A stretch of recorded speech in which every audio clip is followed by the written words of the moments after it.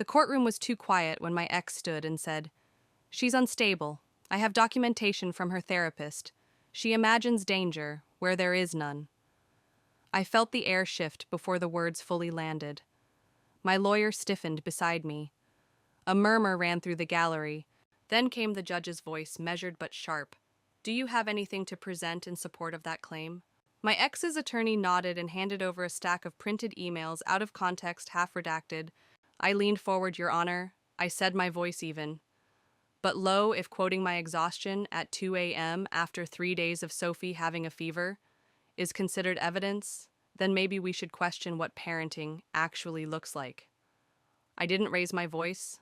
I didn't cry. I just let the words land. Those emails aren't concern.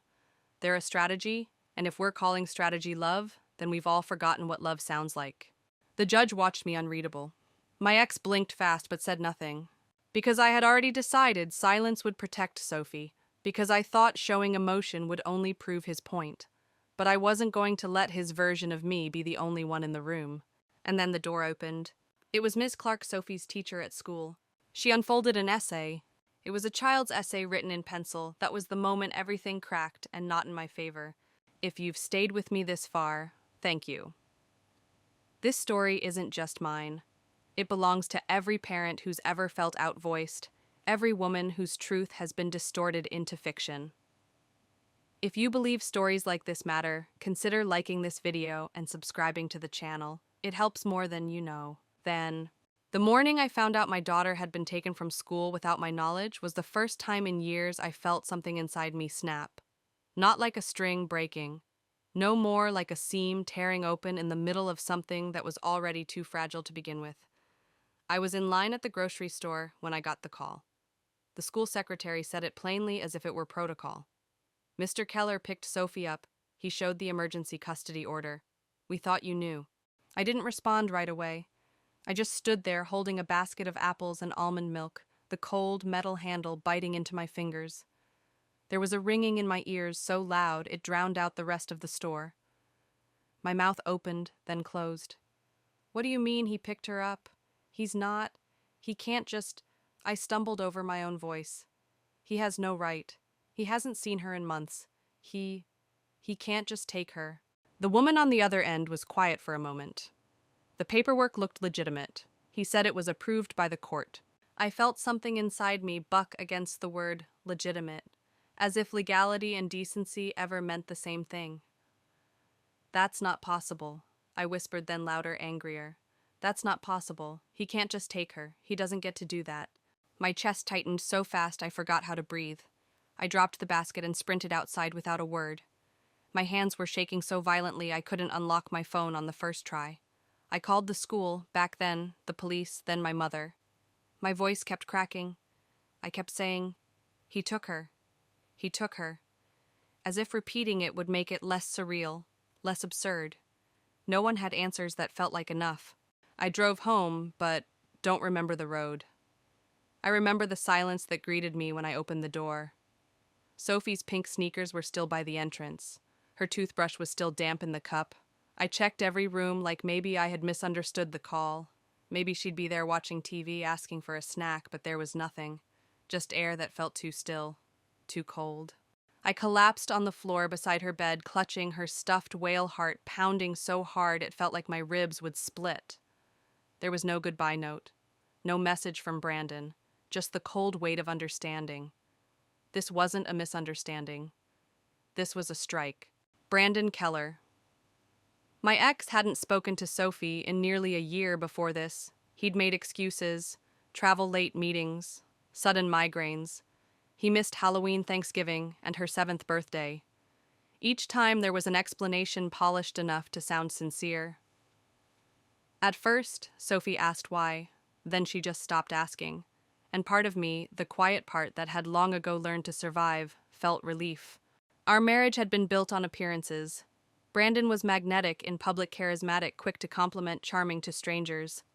Behind closed doors he was exacting, not loud, not violent, but calculated. If I cried, he said I was emotional. If I disagreed, I was overreacting. He didn't scream. He wielded silence and used calmness like a scalpel. He measured affection like currency, something you had to earn and could never quite afford. When I got pregnant, he called it inconvenient. When Sophie was born, he called her a distraction, but at work events, he called her his little light. I used to tell myself he was trying, that maybe fatherhood just took time to settle in, but time passed and love didn't follow. Not really. He never learned how to hold her, not when she cried, not even when she clung to his legs during her early preschool days. He stood stiff like she was an inconvenience, dressed in pastel. He refused diaper duty, said sleep regressions were a maternal issue, and once told me in a flat voice that he didn't see the point in baby talk. When Sophie got her first fever, he left the thermometer on the table and walked out for a business call. When she took her first steps, he was too busy updating his LinkedIn. There were nights he wouldn't come home. Other nights, he came home and turned up the television to drown out Sophie's soft sobs after a nightmare. When I asked him to help to engage to just be present, he accused me of undermining his independence.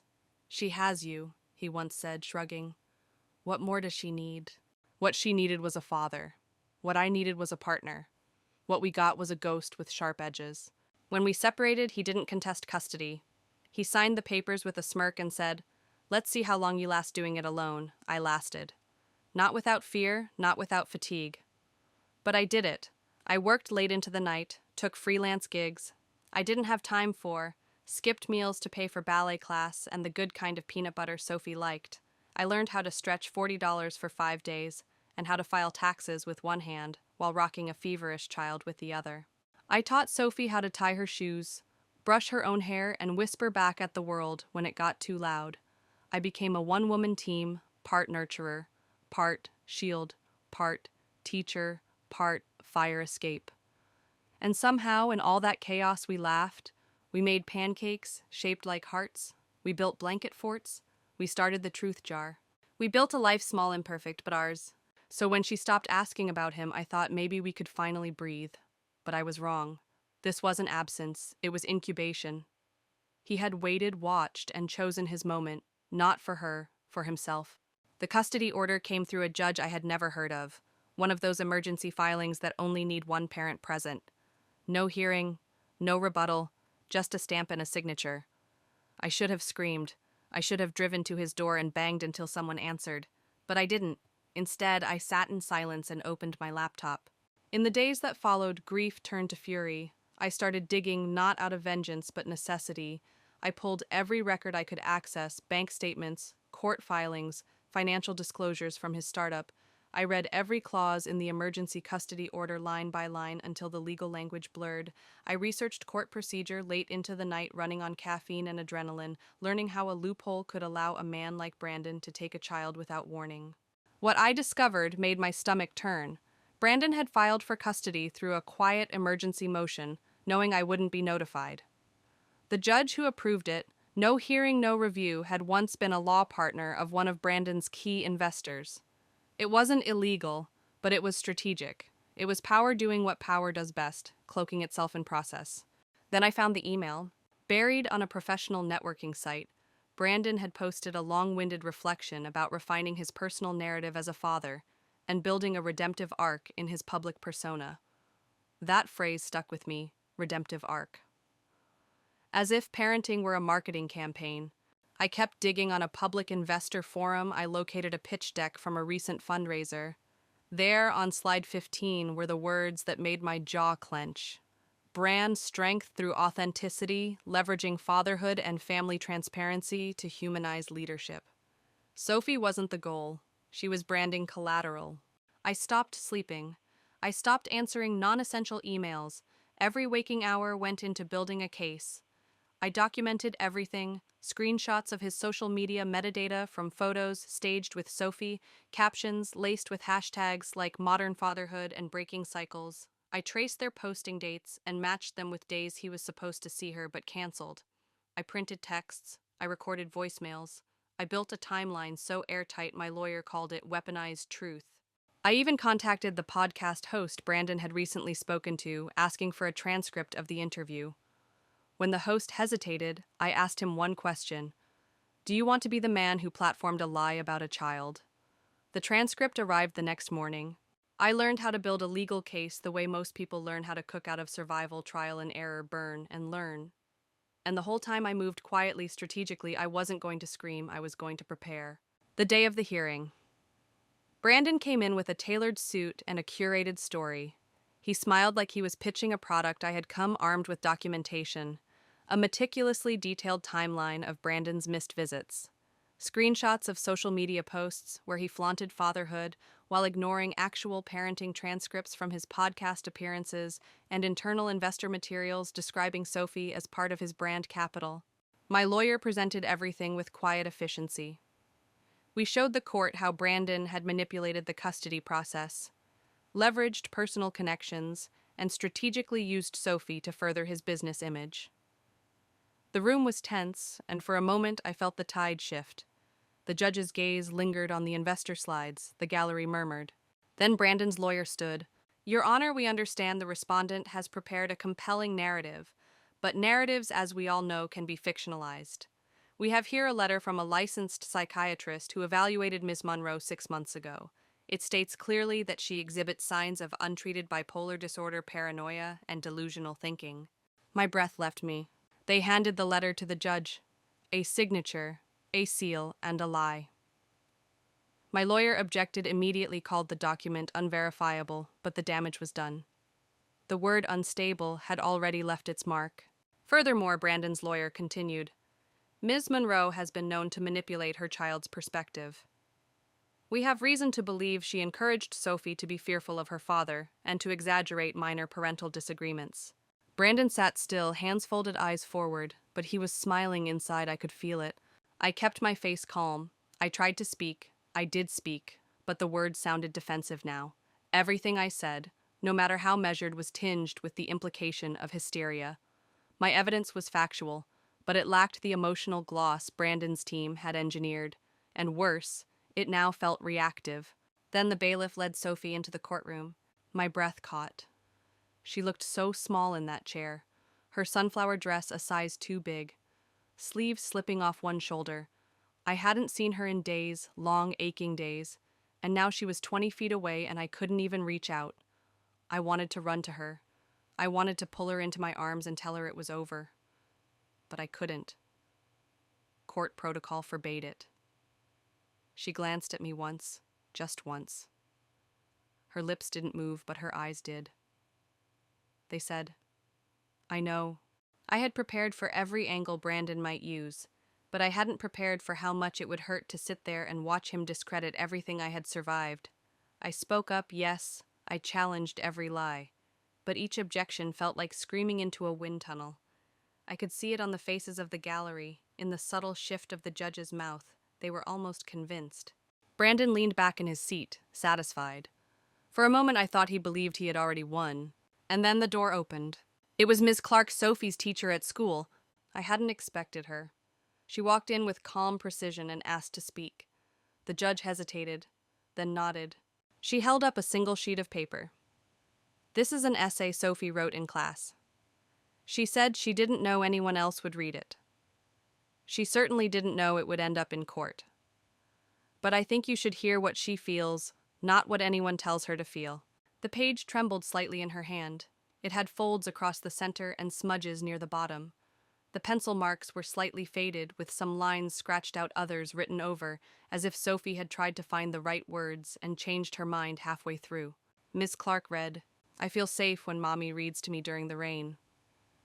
She lets me sit close and doesn't mind if I ask for another story. She smells like cinnamon and peppermint. Her arms feel like blankets. When I'm scared, she holds my hand until I stop shaking. With Daddy, I try not to talk too much. He says I ask too many questions. One time he yelled when I spilled juice and told me to grow up. I don't like weekends there. I miss Mommy and Pepper, my penguin. I don't know if that makes me bad, I just want to go home. Mommy never yells, Mommy listens. I feel brave when I'm with her. When she finished, no one moved, not Brandon, not his lawyer, not even the judge. The judge asked for the original. She read it once, then again. Her eyes lingered on the erased lines, on the hesitant phrasing, on the truth no adult had prompted. Then she looked up and turned to the bailiff. Please bring Sophie in. Then the bailiff led Sophie into the courtroom. My breath caught. She looked so small in that chair. Her sunflower dress a size too big, sleeves slipping off one shoulder. I hadn't seen her in days-long aching days, and now she was 20 feet away, and I couldn't even reach out. I wanted to run to her. I wanted to pull her into my arms and tell her it was over, but I couldn't. Court protocol forbade it. She glanced at me once, just once. Her lips didn't move, but her eyes did. They said, "I know." The judge leaned forward. "Sophie, I need to ask you something very important. But first, can you come up here and write something for me?" Sophie walked hesitantly to the front, and the bailiff handed her a clipboard with paper and pencil. "Can you write your name for me and just a sentence or two about what you ate for breakfast?" the judge said. Sophie nodded and wrote, "Sophie Monroe. I ate toast and banana. I like toast." Her handwriting matched the essay, small looping letters, some backwards. She scratched out the word banana and rewrote it slightly, crooked beneath it. The judge took the paper, compared it quietly to the essay, then looked back at Sophie. "Did you write the essay that your teacher brought to court today?" Sophie nodded. "Yes, ma'am, that's mine." Her voice didn't shake. Her face was flushed but steady. "And you wrote it by yourself? No one told you what to say?" "No, I just wrote what I felt." The judge nodded slowly. "Thank you. Would you be willing to answer one more question for the court?" Sophie nodded again, her chin trembling slightly. "Where do you want to live, sweetheart?" Sophie's voice was quiet but firm. "With my mom, I don't want to be scared all the time. Daddy is mean when no one's watching. Mommy makes me feel safe." Her eyes welled up. She wiped her nose with her sleeve and added, "He says bad things when people aren't around. He said I was weak like her, but she's not. She's the strongest person I know. And he lied to me. He told me Mommy didn't want me. He said she was broken, and that I would be too, if I stayed with her." Her small voice rose, then trembling. Not with fear, but with something deeper anger. "He scared me. Not just yelling, but quiet. Like I was in trouble for existing. He'd smile at other people and then turn around and make me feel like I was a problem he didn't want to deal with. He said I cried too much, that I ruined things, that I was just like her, and he didn't mean that in a nice way." She paused, breathing hard, then finished with a raw kind of honesty only a child could muster. "But she's the one who stayed. She's the one who listened. He wanted me to forget that. But I won't. I don't want to live with someone who makes me feel like I'm too much just for being myself." My heart cracked open. The gallery was silent. Brandon's lawyer looked down. Even Brandon didn't move. And then finally the judge spoke. "In light of this testimony and all submitted materials, the court grants full physical and legal custody to Ms. Monroe. Mr. Keller will be permitted supervised visitation only until further review. This ruling is effective immediately." My body sagged with relief. I looked over at Sophie, and she gave the smallest nod, like we had made it through a storm. Brandon's composure cracked the moment the gavel struck. His face turned a deeper shade of red as he leaned toward his attorney, whispering harshly. Then louder. "This isn't fair," he snapped. "She poisoned our daughter. She turned her against me. That child doesn't know what she's saying." The bailiff stepped in, ready to approach, but the judge raised a hand. "Mr. Keller," she said firmly, "you will maintain order in this courtroom." But Brandon kept going, his voice trembling with disbelief and rage. "She manipulated everything. The videos, the school, even the therapist. This isn't over. You'll all see, she'll slip up. She always does." The judge's expression remained unmoved. "You may be excused, Mr. Keller. Bailiff, please escort him out." As he was led toward the exit, he turned to me. One last time, eyes blazing, "Enjoy your little victory." But I didn't say anything. I didn't need to. Sophie had already spoken the only truth that mattered. That night, when he showed up at my office looking thinner and undone, I didn't let him rewrite the story. "You wanted control," I said, "but she gave the truth. That's something you can't fake." He nodded, maybe for the first time he didn't argue. Later that night, Sophie asked, "Is Daddy gone forever?" "No," I said, "but you don't have to be scared of silence anymore." Madison threw her hands up, her tone snapping. "I knew enough. I knew she made you miserable." And I wrote underneath, "That's how they learn to be strong." We didn't celebrate that night, not with balloons or cake. We made grilled cheese, sat on the couch with Pepper the Penguin between us, and watched her favorite animated movie for the third time that week. It wasn't joy that filled the room, it was peace. The quiet kind, the kind we hadn't felt in years. Over the next few weeks, Sophie started drawing again. Her pictures changed. The skies were brighter. The houses had open windows and children with wide smiles. She taped one over her bed titled Home. I went back to therapy, not because I was broken, but because I wanted to rebuild. Not just survive. I started saying no to clients that drained me, made time for tea with my mom, and every night without fail, we returned to the truth jar. It wasn't just a ritual anymore, it was a promise. One night, Sophie pulled out a folded slip of paper and handed it to me. I didn't write a question. She said I wrote a wish. I unfolded it slowly. It read, "I hope Mommy feels as safe as I do now." I couldn't speak. I just reached out, held her hand, and let the quiet settle around us. Not the silence we used to fear, but the kind we had earned. And when she finally fell asleep, breathing softly with her arms curled around Pepper, I whispered a wish of my own. Let this be the beginning, not of forgetting, but of becoming for both of us.